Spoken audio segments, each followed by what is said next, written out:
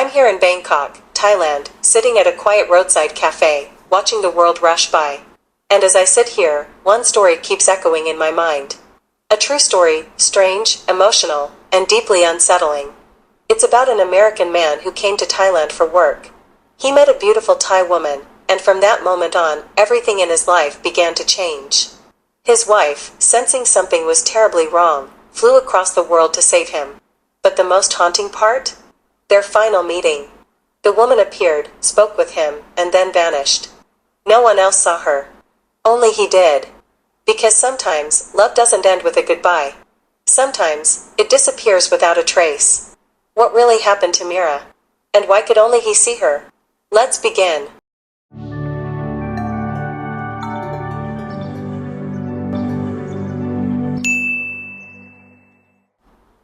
Henry and Michelle were a happily married couple living in the state of Virginia, USA. They had been together for over 12 years, building a peaceful and loving home.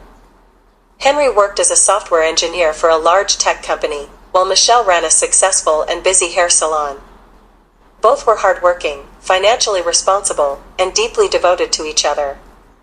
They had two well-behaved, intelligent children, and their home in Lorton, though modest, was always filled with warmth and laughter. Each morning, Henry would get up early and make coffee for his wife before heading to work. In the evenings, the whole family would have dinner together, chat, and watch the news. Life seemed perfect. Then, one day, Henry's company informed him that he would be sent to Bangkok, Thailand, for 6 months to lead a joint project with an Asian partner. It was a major opportunity for his career, and he was excited. But Michelle couldn't hide her worry. She had heard strange stories about Thai black magic, especially related to love spells. While helping him pack, Michelle quietly slipped a few small bundles of dried garlic and red thread into his bag and said gently, "These are from Grandma. They say it's good luck, just something to keep with you. I've heard a lot about love charms in Thailand." Henry laughed and waved it off. "Oh come on, Michelle. You don't really believe in that stuff, do you?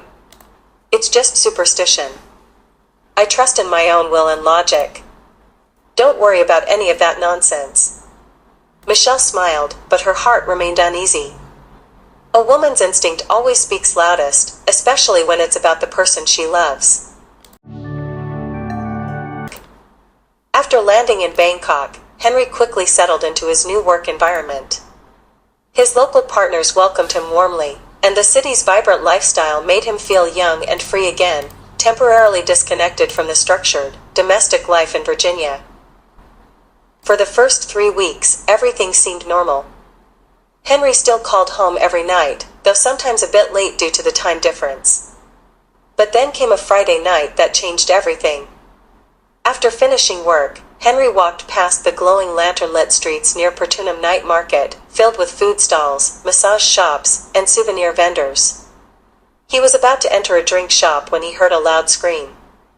A young woman was struggling with an older, drunk man. He was gripping her wrist tightly, yelling in Thai, while she tried to escape, visibly panicked and pale. Bystanders watched but did nothing.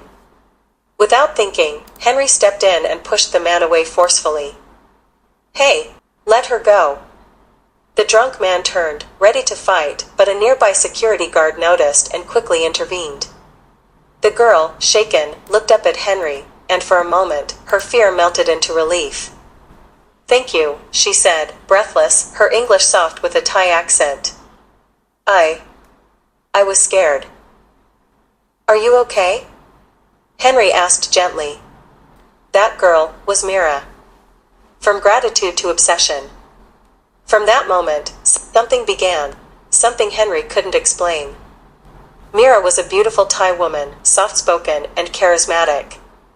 She worked as a receptionist at a popular spa near Henry's hotel. Whether by coincidence or design, her eyes always seemed to meet his whenever she smiled. After a brief chat, they connected on Facebook. Soon, she began messaging him, inviting him out for coffee, walks through the city, weekend markets. At first, Henry hesitated. But then he thought, "It's harmless. Michelle's in America. It's just coffee." Nothing more. But that just coffee quickly turned into something more, something out of his control. The distance grows. In less than a month, Henry changed. He called home less frequently, responded to Michelle's texts with short, vague answers like yeah or busy. He used work pressure as an excuse to avoid video calls with their children. Michelle felt it. Not just the physical distance, but a growing emotional void. One night, she asked gently, "Henry, is everything okay? Are you hiding something from me?" He replied curtly, "No. Don't overthink it." But the signs were there. Mirror began to appear subtly in photos Henry posted, 2 drinks at a table, the edge of a woman's dress in the corner of a restaurant mirror. He didn't tag anyone, but Michelle's instinct screamed louder than ever.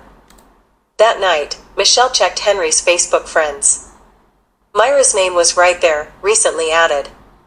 And worse, Myra's public posts included selfies, in which Henry's blurry reflection appeared in the background of her hotel room mirror.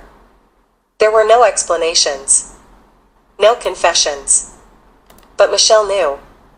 The man who once scoffed at the idea of magic had now fallen under a spell, not just of desire, but of something far deeper.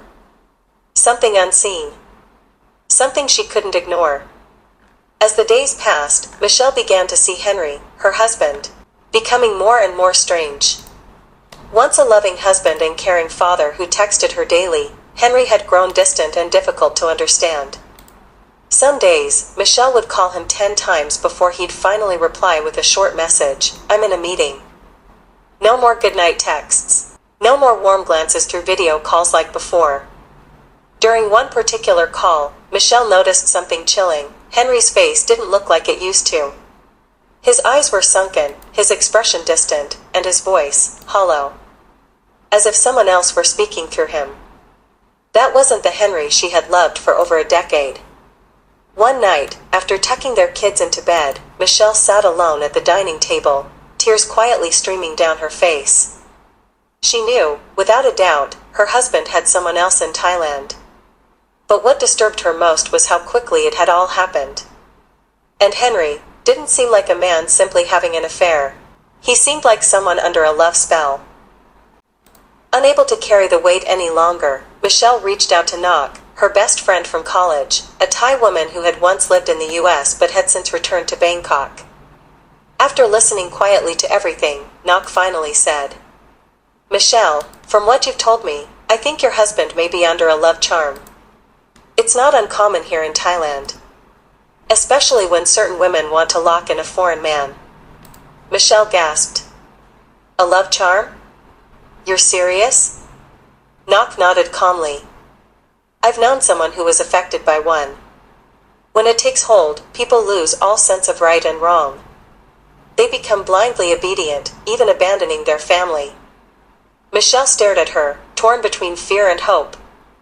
Nok took her hand gently and said, "If you're ready, I'll help you. Come to Bangkok. I'll take you to a monk in Chiang Mai who's known for removing these kinds of spells. But you need to be strong. You'll need faith, and forgiveness." That night, Michelle didn't sleep. Not from heartbreak, but from resolve. She had made up her mind. She would fly to Thailand, not to confront, not to fight, but to save her husband from a force no one could see. 1 week later, Michelle booked her ticket. In her suitcase were a few sets of clothes, a family photo taken during New Year's, and a burning belief that true love could overcome even the darkest of spells. Michelle's flight from Dulles International Airport touched down at Bangkok's Suvarnabhumi Airport. The moment the wheels hit the ground, a wave of anxiety rushed through her. Her hands trembled slightly as she pulled her small suitcase past customs. Though she was no stranger to travel, this was different. She was entering unknown territory, on a mission no one could fully understand, to break a love spell on her husband. Nok was already waiting at the gate. They hugged tightly, no words, just tears. Nok squeezed Michelle's hand as if to pass on strength for the battle ahead. Together, they headed to Vanchak, a bustling district in central Bangkok where Henry's company office was located. On the way, Michelle tried calling Henry. The first call, no answer. Second, line busy. By the fourth attempt, the phone rang, but still, no one picked up. A bad feeling began to rise in her chest. Knock whispered, "Maybe, we should go straight to his office. We might find him there." The Bangkok sun that day was scorching, but Michelle felt frozen inside. The two women entered a cafe on the ground floor of Henry's building, a sleek, warm-lit spot filled with young professionals sipping coffee and typing on laptops. And then, like a scene from a movie no wife wants to witness, Michelle froze mid-step. At a table near the window sat Henry, the man she had crossed the world to find. Sitting directly across from him was Mira, the young Thai woman with the charming smile. The two were laughing, relaxed, intimately close. Mira even reached out to touch Henry's shoulder in a way that clearly wasn't new. Henry didn't flinch. He didn't even pull away. Michelle stood paralyzed. The world shattered in silence. Nok, standing beside her, caught sight of Mira too and sighed quietly.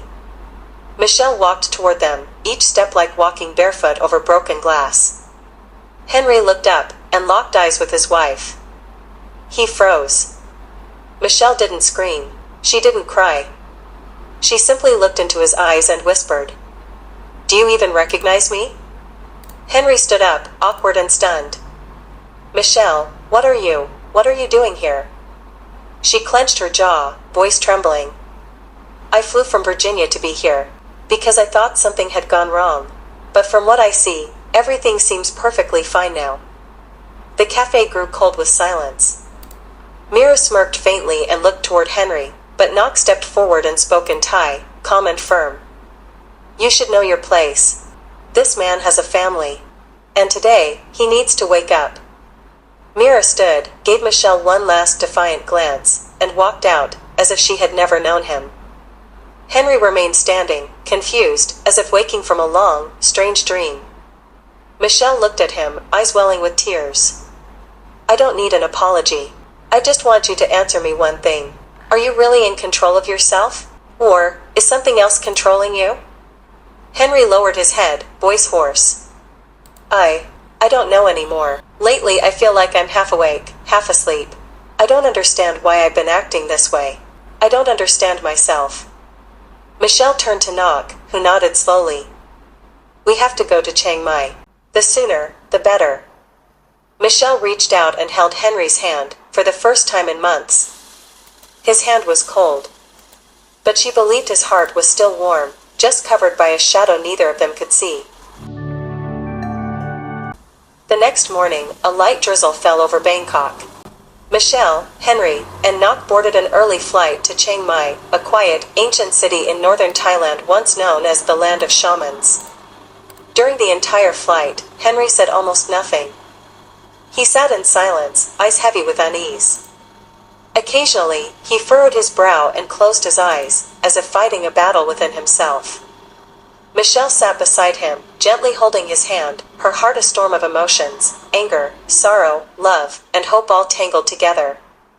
Nok remained composed. She had heard of a respected monk named Ajahn Thep, an elderly spiritual master known throughout the region.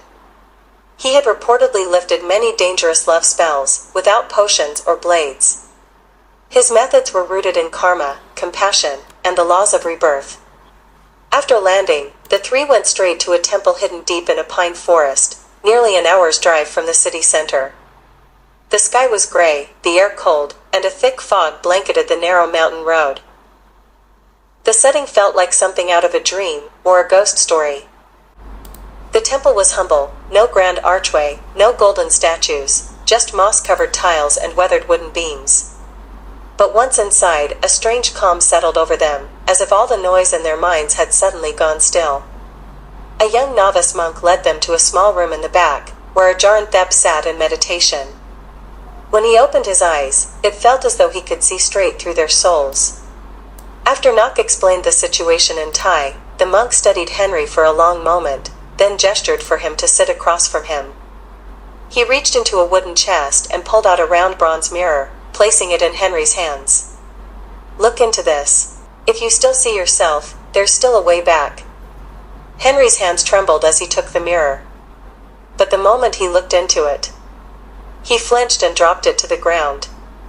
The mirror didn't break, but both Michelle and Knock gasped. Henry collapsed to his knees, clutching his head. I saw something else. That wasn't me. Those eyes. It's like someone else is living in my body. The monk nodded solemnly. He picked up his prayer beads and began chanting. The air in the room grew colder. The scent of incense thickened, swirling in dark, heavy waves. Suddenly, Henry began to convulse. He muttered incoherently, a strange mix of Thai and English spilling from his mouth, words he couldn't seem to control. Michelle panicked and tried to rush forward, but the monk raised his hand firmly. Don't touch him. He's fighting something that has taken hold of him. Knock gripped Michelle's hand tightly. The scene before them left both women speechless.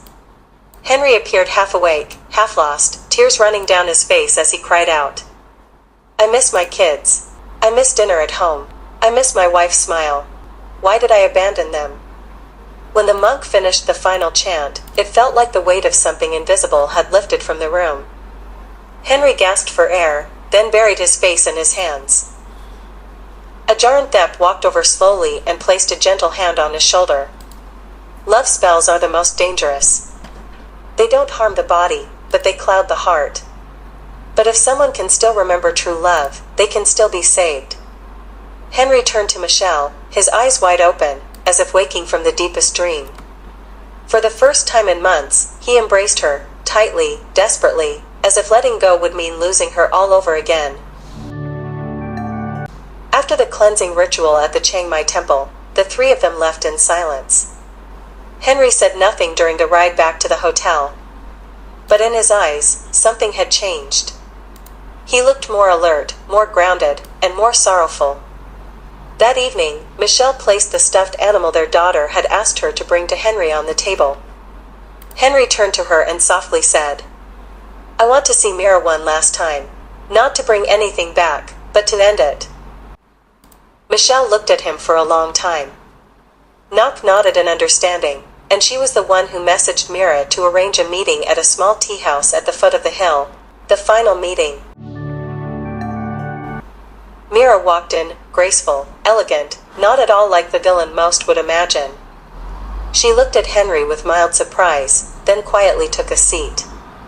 Ajarantep had once told Henry, to break a curse, you must end it with forgiveness. Listen with your heart, not with anger or blame. Henry looked at Mira and spoke calmly. I just want to know, why? You knew I had a family. Why did you do it? Mira didn't flinch. She met his gaze, and for the first time, tears welled up in her eyes. I knew from the beginning. But do you remember? You saved me from a drunk man the first time we met at that bar. You probably don't, but I remember every detail. Back then, I felt invisible in this city. No one cared whether I lived or died. But you, a stranger, stepped in to protect me. From that moment, I knew I had fallen for you. Henry's throat tightened. He vaguely recalled that rainy night, trying to call a cab when he saw a drunk man pulling a young woman by the wrist. He'd intervened, helped her, then walked away without giving it much thought. Mira lowered her head. I never meant to destroy your family. I just wanted to keep you close. Just for a while. I used a gentle form of love charm. It didn't curse you or poison you. It just softened your heart when you were near me. I didn't want to harm you. I just wanted to be loved, at least once. I was wrong, because love can't be forced. But I don't regret loving you. The air in the tea house turned heavy. Henry looked at her, not with anger, not with hatred, just pain. Pain for all three of them. Without another word, Mira stood up and walked out, soft as mist passing through the doorway. 15 minutes later, Knock arrived, just as Michelle had asked her to make sure everything was okay. She spotted Henry sitting alone, eyes distant, as if just waking from a dream. She approached and gently asked, It's done? What did she say? Henry nodded, voice barely a whisper. It's over. She's gone, for good. Knock glanced around. No one unusual in sight. But on the table were 2 cups of tea, one in front of Henry, the other untouched, with condensation still fresh on the glass. Knock frowned. She stood and went to the counter to pay. "Hi, could you charge me for the 2 drinks at the corner table?" The waitress looked puzzled. "That table? There was only one guest. He's been sitting there alone the whole time." Knock froze. Her heart skipped a beat. A thought hit her. She asked carefully, "Can you check the security footage for that table, from when he arrived until now?" The staff hesitated, but agreed after seeing Knock's serious expression. The security monitor behind the counter lit up. Knock leaned in and watched closely. Timestamp, 2:02 p.m. to 2:37 p.m. She saw Henry walk in, choose a table, sit down, order tea, and wait. Then, he started nodding, talking, smiling softly, sometimes tense, sometimes gentle. But no one was ever sitting across from him. The chair across from Henry remained empty the entire time. Knock stood frozen, goosebumps rising all over her body. She turned to the waitress. "Are you sure the cameras are working properly? No blind spots?" The staff replied, "Absolutely. That's a wide-angle lens. It captures the entire shop. Why? What happened?" Knock didn't answer. She turned to see Henry walking out of the shop slowly, pensive, quiet, like someone who had just said goodbye to a memory. On the walk outside, Knock remained silent. She couldn't forget what she saw on that screen, Henry talking, nodding, gently smiling, to an empty chair. So who, or what, was Mira? Could she have used a powerful charm to make herself invisible, so only Henry could see her? Or did the spell cloud Henry's mind so deeply that he conjured an illusion so vivid, he truly believed she was there? Maybe Mira was never fully human, but a spirit of love and sorrow, born from emotional longing, only appearing to those she chose. Or worse, maybe Mira was a shadow, the hidden part of every soul. And all it took was one moment of weakness, for that shadow to step out and take form. No one knows the answer. But from that day forward, Henry never dreamed of Mira again, and no one ever spoke her name, as if she had never existed at all. Ladies and gentlemen, thank you for watching. See you next clip.